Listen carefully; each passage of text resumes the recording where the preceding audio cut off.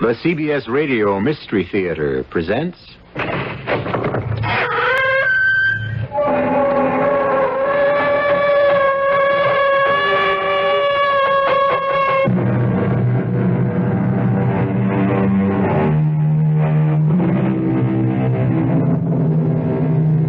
Come in. Welcome. I'm E.G. Marshall. Not many people, I suppose, remember the name of the writer Joseph Sheridan Le Fanu. Yet among fans of the Gothic tale, he is considered by many as the equal of the great masters such as Poe, Stevenson, and de Maupassant. Judge for yourself as you listen to perhaps his greatest short story, grisly, ghoulish, and inexpressibly haunting. The candle is out. No! It is too late! He has come for me! Don't leave her alone in the dark. The door! Oh, I can't budge it! We will break it down. No!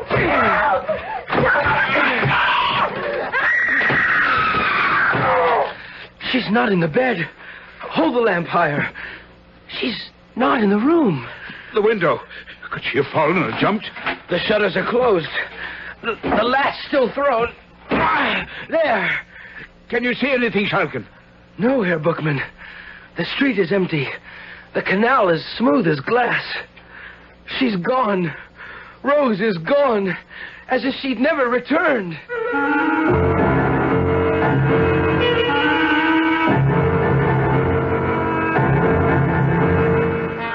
Our mystery drama, Till Death Do Us Join, was written especially for the Mystery Theater by Ian Martin and stars Don Scardino and Roberta Maxwell.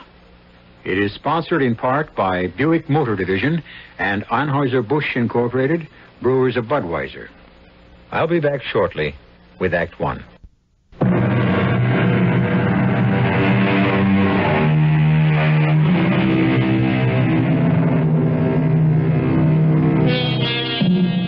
Of all the painting he must have done in his solitary lifetime, there exists today, in remarkable condition, only one canvas of Godfrey Schalkens, pupil of Gerard Bookman, who in turn was a pupil of the great Rembrandt.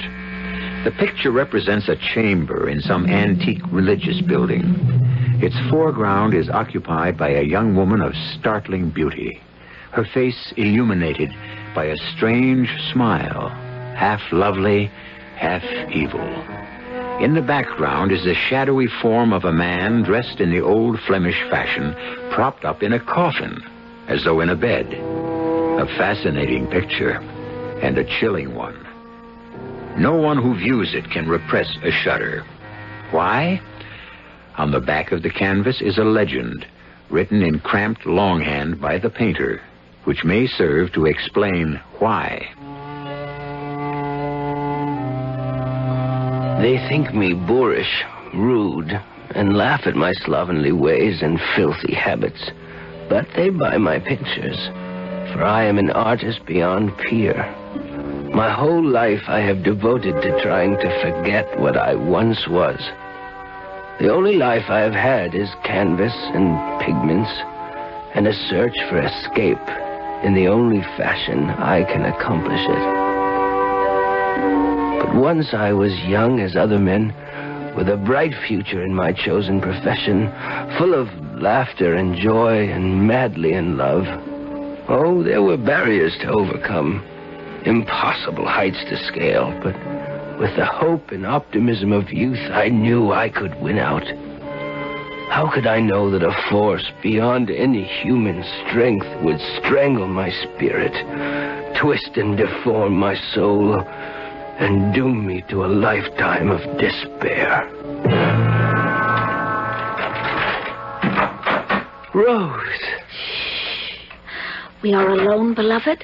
All the other students are gone. And Herr Bookman? He left the studio for home less than 5 minutes ago. I know. I only wanted to be sure I had made no mistake. How do you know? I had Jacob, the groom, drive me into Amsterdam today to shop for some silks. On the way back, I had him stop at his favorite bierstube to have a beer and groom the horses, whilst I took a stroll along the canal. I was hoping to catch you alone at the studio, and my prayers were answered when I saw my uncle climb into his carriage and drive off. My dearest one, if only I could declare my love for you openly. Oh, you will be famous very soon, and we are still young. We have time. Every moment spent away from you is an eternity. It is just as bad for me, but for the moment we must live with it. Come, let me see what you have been working on, my genius. No, it is in no shape. I cannot make it come right, and it is still only a sketch. But, Godfrey, you're wrong. The conception is beautiful, and even the freehand outline tells all the world you are a master, or to become one. Tells all the world. Well, perhaps you're right, for you are all my world. If whatever I do satisfies you, it would be reward enough. Oh, no. We must do better than that so that we can have each other. Finish this one as you have started, and I will see that Uncle Gerard gets the canvas to the right places. Once someone buys you, you will become a vogue. I know it. I feel it in my bones. Not in your heart? In my heart, what I feel is my love for a man named Godfrey Schalken. Will I ever be rich enough to make you my wife? Hold me, Godfrey. Hold me very tight. Rose. I want to believe. Help me to. In every way I can. Oh. But what happened? I don't know. A sudden chill, as if... The time. I must go. I would do nothing to set Macabre Bookman against us. Why can't I just go to him? No, I beg you. I know my uncle. He would only send you away, and then you would have lost everything. Me, his teaching, your future. Hush, my darling. Trust in God. And let us hope. I love you. I shall always love you. God give you grace. What grace has a God who keeps two lovers apart? Heaven forgive me. I meant it not. But the words had been said and could not be taken back. I turned to my sketch, one of the temptations of St. Anthony by the devil. I set to work and was so busily engaged that an hour or so must have passed. The light was gone. As I sat back, I heard a sort of sniff behind me. A few feet behind me stood the figure of an elderly man in a cloak and a broad-brimmed conical hat. The room was so dark by now that the shadow from his hat obscured his features entirely. But I was impressed, awed at the perfect stone-like stillness of the figure. I'm sorry, I didn't hear you come in. This is the studio of Gerard Bookman. It is. Will you sit, mynheer? No. I wish to talk to him. He has returned to his home some hours past. If you would wish to seek him there... No. Will you see him before tomorrow evening? Oh, yes, sir. I am one of his pupils, and he will be here by late morning to commence his classes. Are you to be trusted with a message? I hope so. Fail to deliver it at your peril. Tell Gerard Bookman that Meneer van der Hausen of Rotterdam wishes to speak to him here tomorrow evening at exactly 7 in this room on matters of weight. He turned abruptly and with a quick but utterly silent step quit the room. Some strange premonition drew me to the window through which I could see the exit door to the street bordering the canal. I waited in vain for him to appear. The darkness was now gathering in earnest. Leaving the studio and locking the door, I half expected to find him lurking in the halls below. But he had vanished as mysteriously and completely as he had first appeared. Nor was the mysterious stranger further identified when I reported him to Mynheer Bookman the following noon. Van der Hausen? Van der Hausen. No, name means nothing to me. From Rotterdam, you say? He said. Yes. Well, we shall wait for the appointed hour, and in the meanwhile, to work. I have looked at your sketches on the temptation of St. Anthony.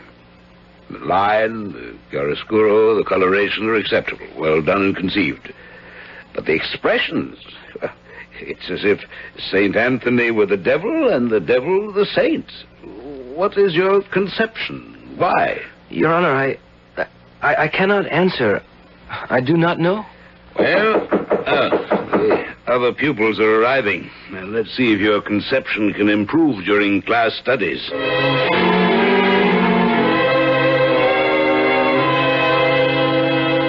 So, my poor Schalken.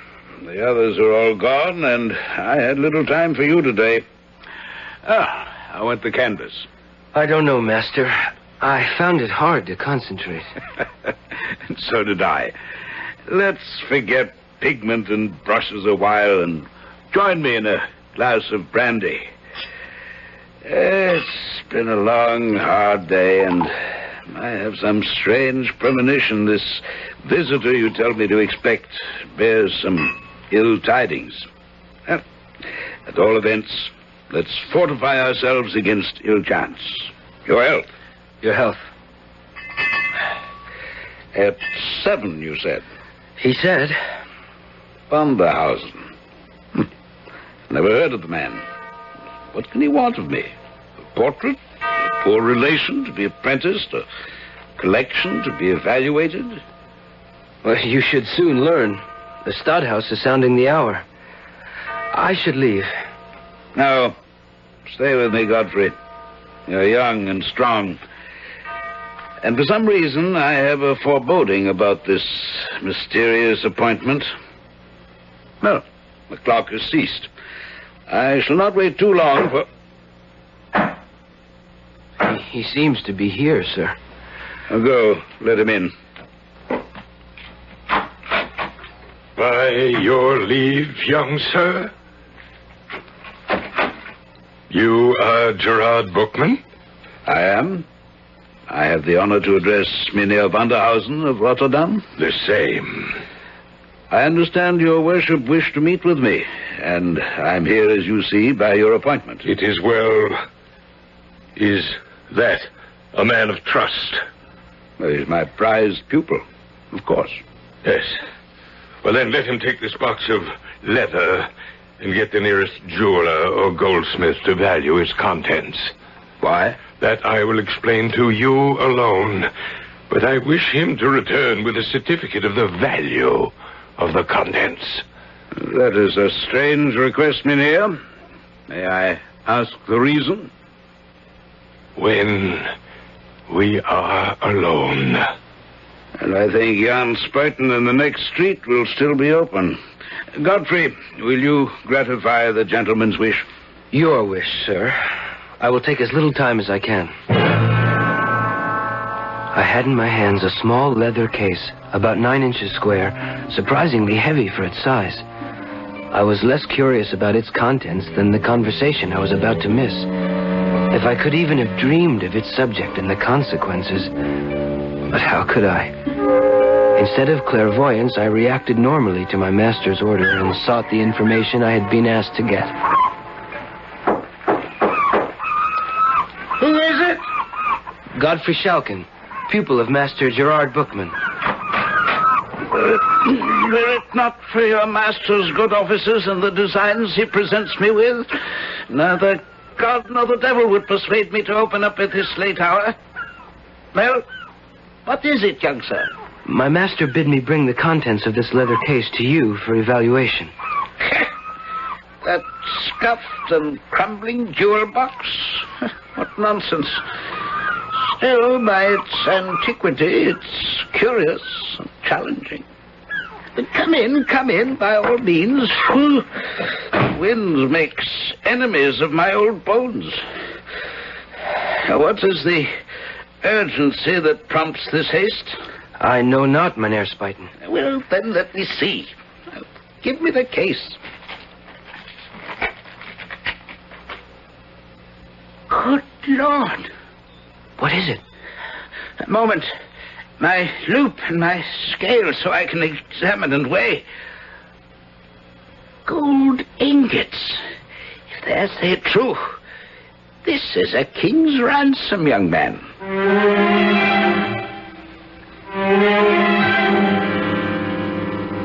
If Godfrey Shulkin had only known or guessed, he might have been tempted to seize the fortune in gold ingots and bury it in Amsterdam's deepest canal.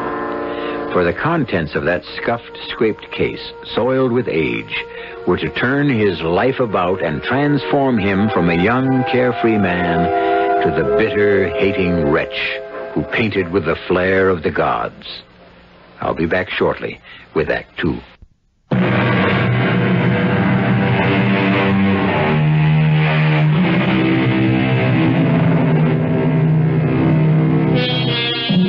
While Godfrey Shulkin was learning from the goldsmith the incredible value of the contents of the leather case, a conversation was taking place between the mysterious stranger and his master.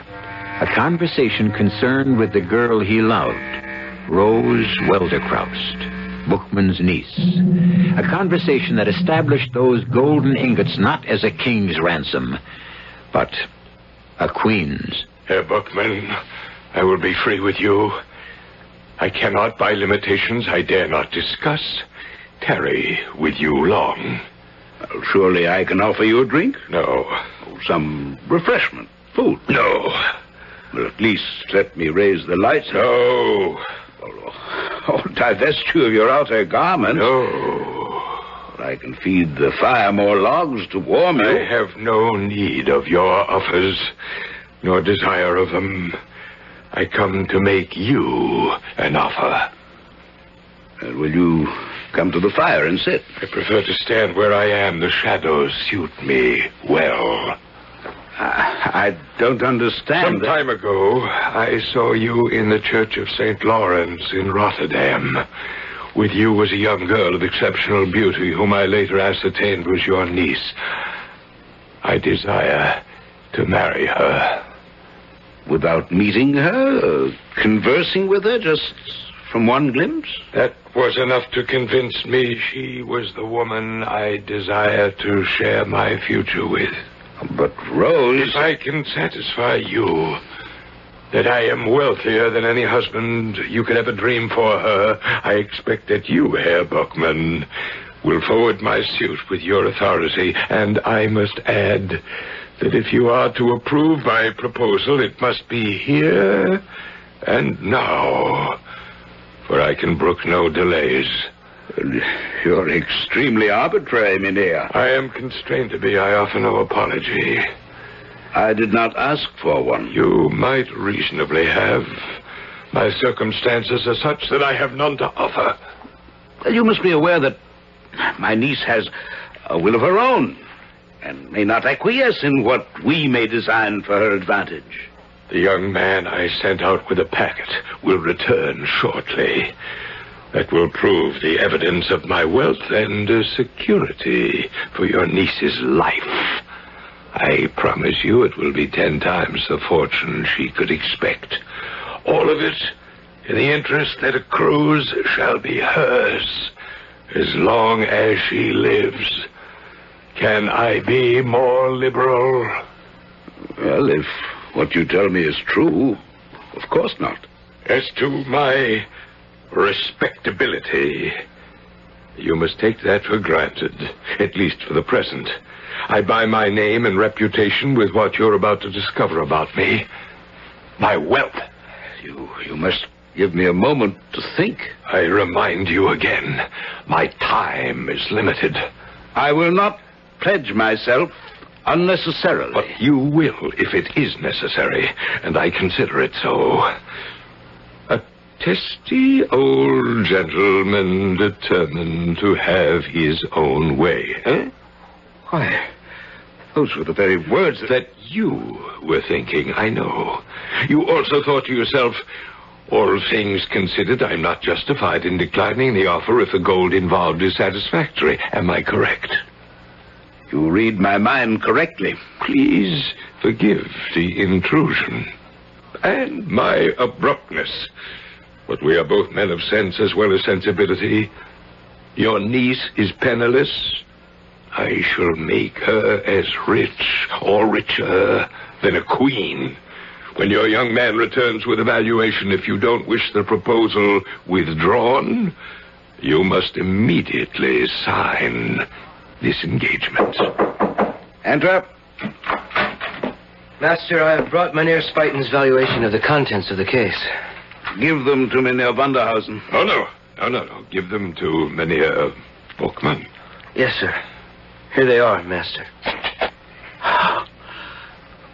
Gold ingots? The value. I can't believe it. Neither could Jan Spuyten or myself. I fled back through the streets, searching every shadow. I have never seen so much wealth.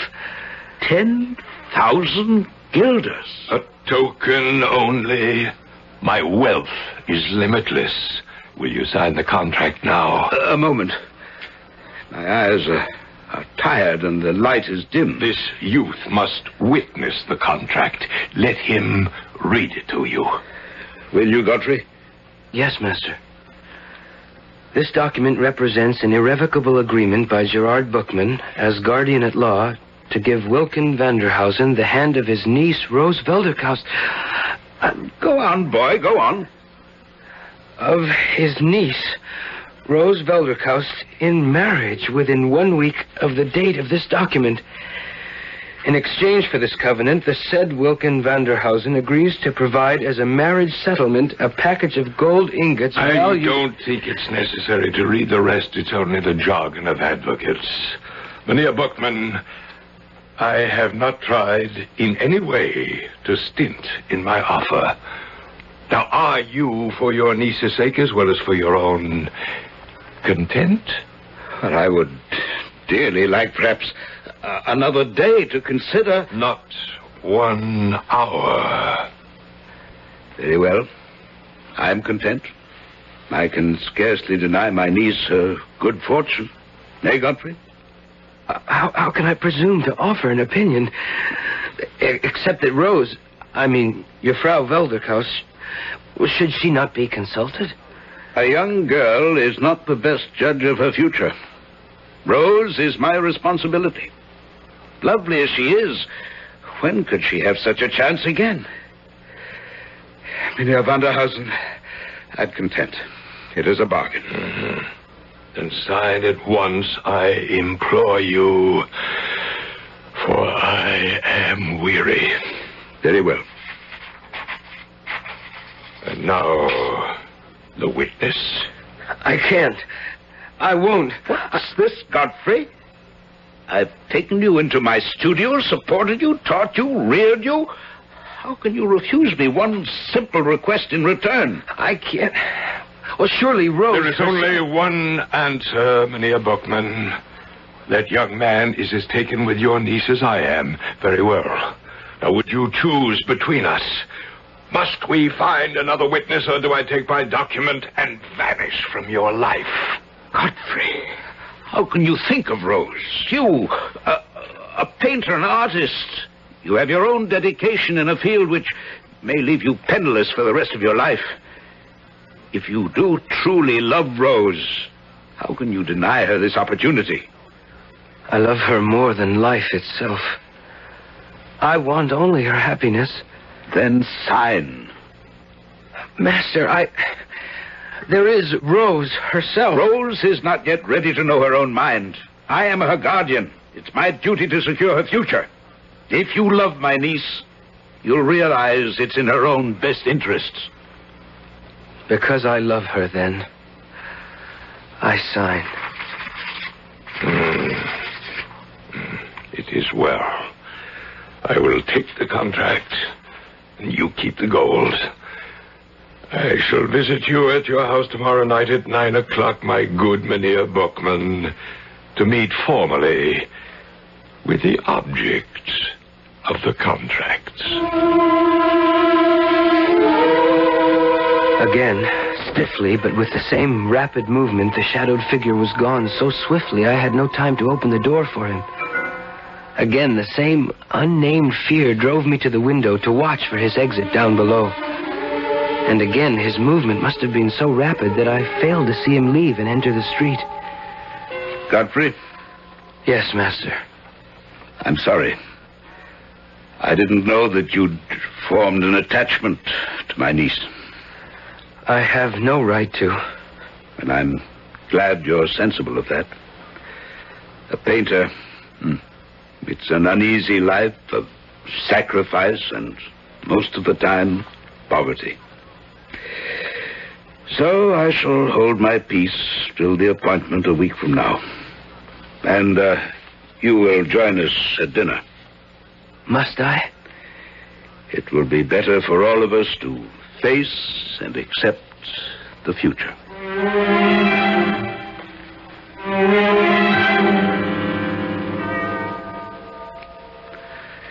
It's striking 9, Rose. Is all arranged? As you see, Uncle. You're a perfect hostess. The fire shines like burnished gold, and the table is set immaculately. Godfrey, a glass of wine? No, thank you, Master Bookman. You seem nervous. I am. I hope you're not going to lose control of your feelings. It isn't that, Master. Then what? I can't quite explain it. A strange foreboding. You feel it too. Does Rose know what the occasion is? No. Then it is not too late. I have signed the contract. My word alone is its bond. But the paper is the final arbiter. Then there is no escape. Escape from what? A marriage settlement beyond my wildest dreams for my brother's daughter? I commend you to control your foolish dreams. I've done what must be done. And our guest is here. Rose? Yes, Uncle. Come stand by me to greet our visitor. Yes, Uncle. This time the room was brightly lighted. This time the mynheer had to shed his outer garments. This time we could see his features for the first time. His undersuit was a rich sable garment, his stockings of dark purple, his feet enclosed in shoes adorned with roses of the same color. His hands were enclosed in gauntlets, his hair long enough to rest on a plaited ruff. So far, all was well. But the face was a bluish, leaden hue, such as metallic medicines sometimes produce. The eyes muddy white and startlingly prominent with the glaze of insanity, and the lips a deep purple, almost black, twisted in a sensual, malignant, almost satanic fashion, such as my unwilling fingers had wanted to trace on the face of my Saint Anthony. The effect was so startling that for a long moment no one could speak. It was as though some devilish humor had dressed a corpse from the grave and invigorated it far enough to walk and talk and enter a room with the living.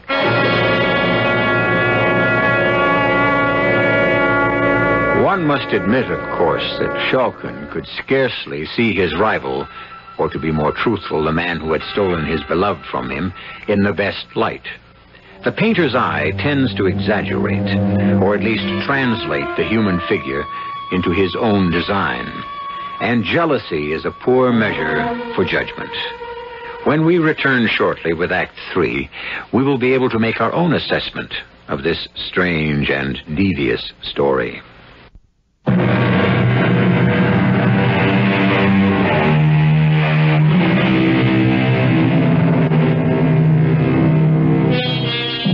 The stranger spoke little during the half hour or so he stayed, nor could his host manage many more words. Such, indeed, was the nervous terror that Vanderhausen inspired, that it was an effort not to fly in panic from the room. Something undescribably odd was about him. His movements, as if directed by a spirit unused to managing the machinery of the body. And two things were remarked by all: the fact that his eyelids never closed, and that his chest was motionless, unstirred by the process of respiration. It was with a feeling of infinite relief for all when the door finally closed behind him. Oh, thank God. Are you all right, Rose? No. I feel as chilled as someone with fever. Shh, my dear, don't exaggerate. I don't. He's a frightful man. I wouldn't see him ever again for all the wealth in the world. Don't be a foolish girl. A man may be as ugly as the devil, but if his heart is good and his actions match it, he's worth more than some handsome puppy with neither brains nor prospect. I don't want to talk about him anymore. But we must. The man is wealthy, liberal, and withal good-hearted. He has sued for you as his bride. His bride? It is my duty to see you well bestowed. I promised your father on his deathbed that I would make sure of that. Uncle, not that man. Enough for tonight. There are no decisions to make beyond the fact that it is time to retire. Godfrey, I shall see you in the morning. Yes, Master. Good night, Frau Welderkaust. No need to be so formal. Rose. And good night, Godfrey. Don't look so troubled.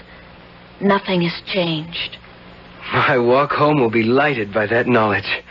Good night, Master Bookman. Good night, my boy. And remember, you're an apprentice painter. That is your first and most important loyalty. I am acutely aware of where I stand, Herr Bookman. Good night. Why were you so severe with him, Uncle? Because we live in a world of reality. What do you mean? Do you realize that Mynheer Vanderhausen, who visited us tonight, has guaranteed you 10,000 guilders of your own as an earnest of his love and admiration for you? I have them here. 10,000 guilders? It's his way of saying how much he loves you. Love, for all its charms, is not the most important thing in the world. You will marry Mynheer Vanderhausen according to the contract. The mood of hope that my beloved had kindled in me barely lasted till my return home to the bare and cheerless garret I lived in. Even if in my sleepless bed-tossed night I might have held to some grain of hope, the next day would have dispelled them forever had I been at the Bookman house. Another tradesman's wagon. What can it be now? I can't wait to see. Oh, Uncle, did you ever see such riches? Never. Look at this scarlet domino. How could he know it would be just the right length? Feel the richness of the velvet. And trimmed in white ermine even to the hood. Oh, I'd love to paint you in that. The hood framing your face. You're all beauty. What woman would not be in such a cloak? If only Mynheer Vanderhausen... Hush. Leave his appearance alone. You'll soon accustom yourself to it. Slippers in every color. A casket of jewels fit for an empress. This white pure silk for my wedding gown. And the lace for my veil and train. Oh, Uncle, was any man ever so generous? Only the beginning, Rose. Whatever doubts I might have had, I think I've chosen your future well. And I, too, dear Uncle. I will put Godfrey from my mind. In fact, he is already fading. Look at this necklace. This emerald pin. Oh, thanks to you, dear Uncle. I may be the luckiest girl in the world.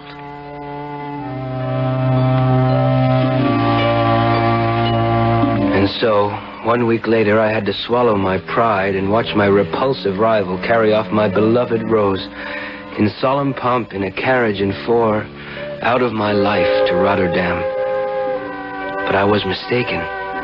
Rose Welderkaust, now Rose Vanderhausen, was not out of my life yet.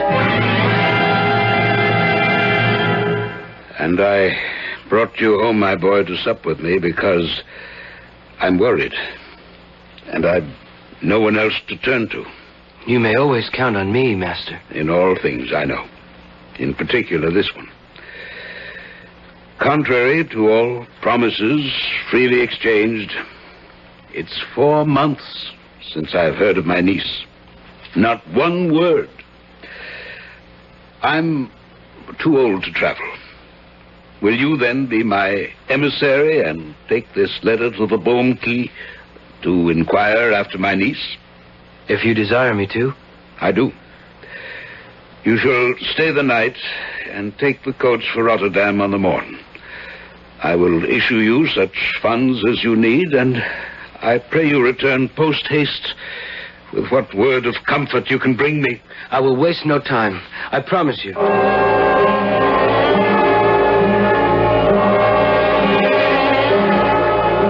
I left not a house in the Boom Key untried, master, but no one had ever heard of Mynheer Vanderhausen. Well, then where is my niece? I cannot tell. One thing I did when I returned to Amsterdam, I went to the establishment from which the coach and four was hired to take Rose and her bridegroom to Rotterdam. It's clever of you. And yes? The driver reported that late in the evening, before they entered the city, a small party of men, dressed in the old-fashioned with peaked beards and pointed mustaches, standing in the center of the road, stopped the coach. Highway robbers? Apparently not.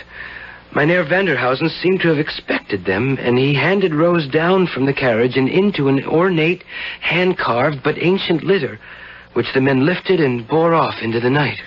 The driver making no attempt to stop them? No, since there was threat of force. All was as if it had been arranged, except... Except what?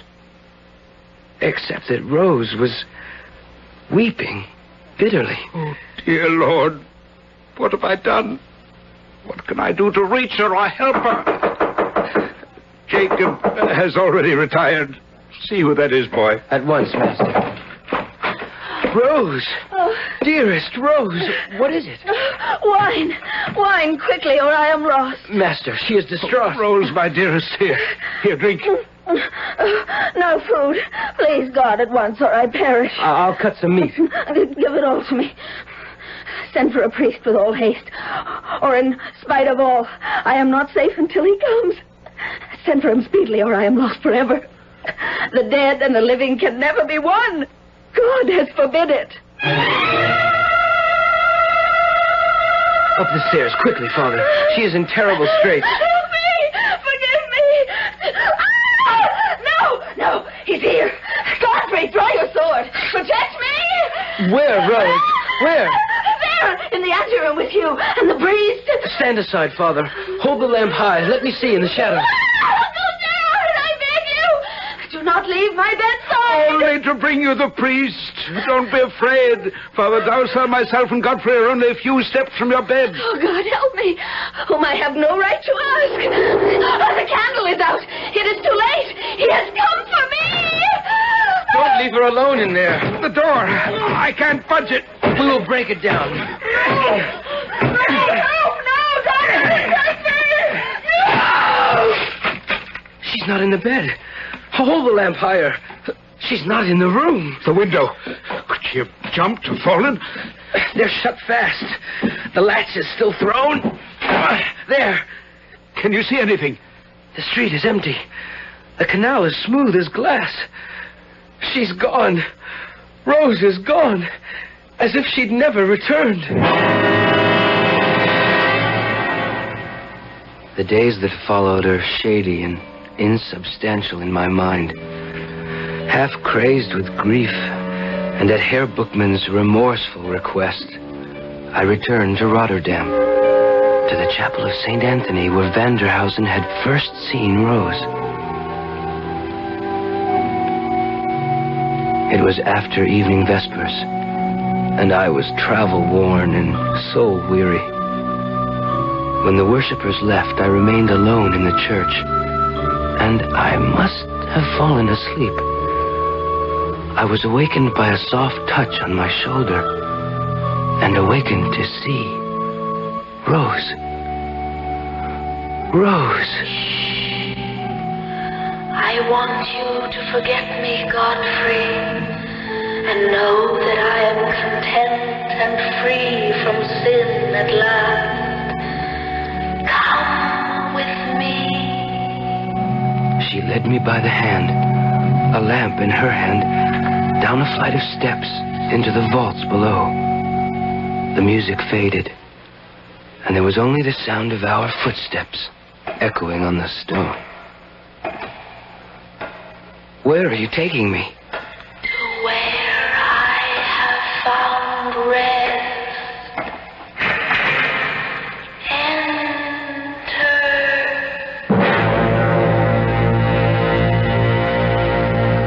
The room was a bedroom, richly furnished. Its main feature, a great four-poster bed, the curtains drawn. She crossed to them, smiling, and said, You see, we are united at last, my husband and I. Sitting bolt upright on the bed, held in its position by the pillows, was Mynheer Vanderhausen. The costume I recognized. The face, what was left of it, was still livid as I had first seen it. But by now the bones showed through the decayed flesh. The hands were little more than the claws of a skeleton. Exhausted as I was, overcome by emotion, the room suddenly swayed, and I lost consciousness.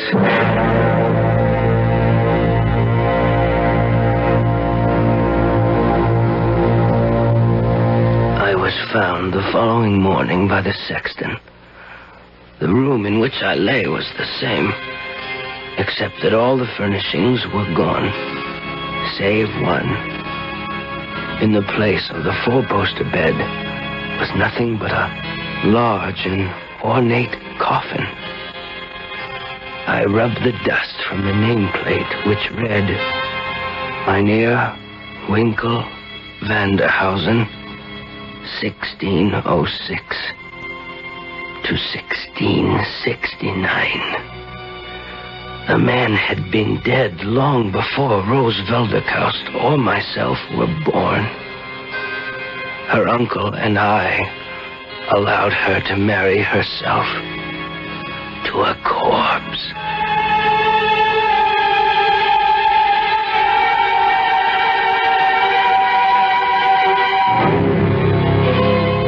A sad and terrifying story, not calculated to make sleep any easier tonight, and yet a fascinating and absorbing one, as all of us are drawn irresistibly to the macabre. Besides, of course, it wasn't true.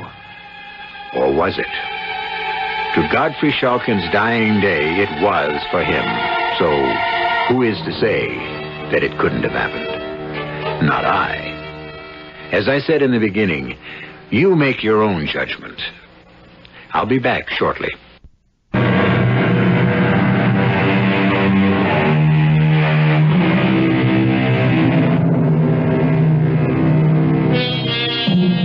Schalken became a kind of living corpse who lived only through his paintings. But in spite of his success, he was recluse enough to insist on mixing his own pigments, which, alas, were not stable enough to stand the wear of time. So only the one canvas I mentioned remains. They say because he used his own blood to dilute the pigment. I don't know. There's no proof.